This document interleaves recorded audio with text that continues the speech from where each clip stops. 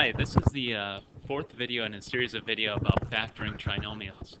In this particular video, we're going to focus on factoring trinomials using the AC method. Okay, for the AC method, it's important for us to identify, as we would with most quadratics in standard form, what A, B, and C are for the particular problem.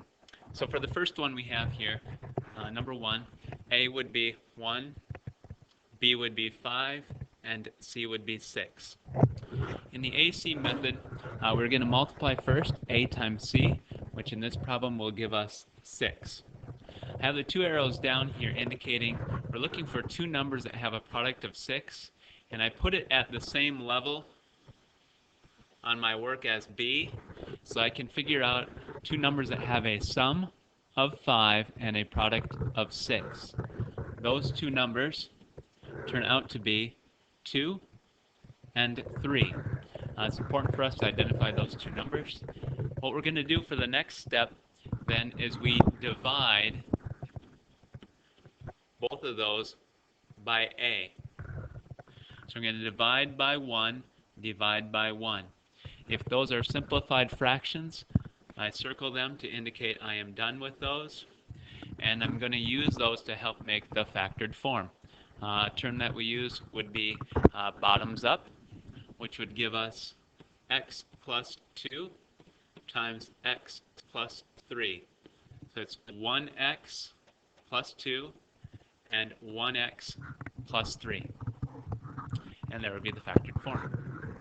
Let's go on to the second one. In the second one, we do have a different number in front, leading coefficient for A, which is 6, B is negative 5, and C is negative 4. So identify A times C would be negative 24. Looking for two numbers that multiply to negative 24 that add up to a negative 5. Those would be negative 8, positive 3. Product is negative 24, sum is negative 5. We then divide both of those by A, which is 6. And then since neither of these are reduced fractions, we're going to simplify these and keep them in fraction form. So the first one will become a negative 4 over 3, and then we'd be done with that one. And the second one would become 1 over 2. We'd be done with that one. And now use bottoms up, which would give us a final answer of 3x minus 4 times 2x plus 1 is how we arrive at the final solution. You could then FOIL that back out to check to make sure your answer is correct. 6x squared plus 3x minus 8x minus 4, which does give us the original trinomial. Okay, let's look at number 3. A is 15, B is 13, C is 2. A times C would be 30. So we're looking for two numbers that have a product of 30 and a sum of 13, which would be 10 and 3. We then divide both of those by 15, which is the A value. Simplify the fractions when needed. This will become 2 over 3. Circle that when done. The other one becomes 1 over 5. Circle that when done.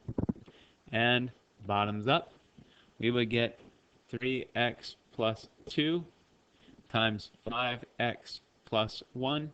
And then you could FOIL that out and make sure it is the correct solution.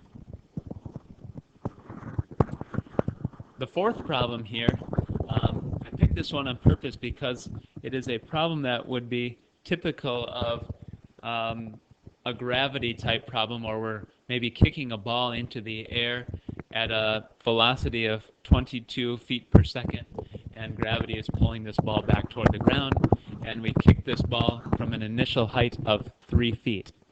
Okay, so this one would help solve a problem that would maybe be looking for the time where a ball would reach the ground again. Okay, so on this particular one, identify A, B, and C. Get negative 16, 22, and 3. A times C in this case would be negative 48. Looking for two numbers that multiply negative 48 with a sum of 22. So that would be positive 24 and a negative 2. Divide those answers by A. Simplify when needed. And the top one would become 3 over negative 2 and 1 over 8. Circle those both. Now notice I did leave the negative in the bottom one in that one. So when I get to my final factored answer, for this one I'm going to write it below here, give myself a little more room, would be negative 2x plus 3, 8x plus 1. Okay, so there are some examples using the AC method.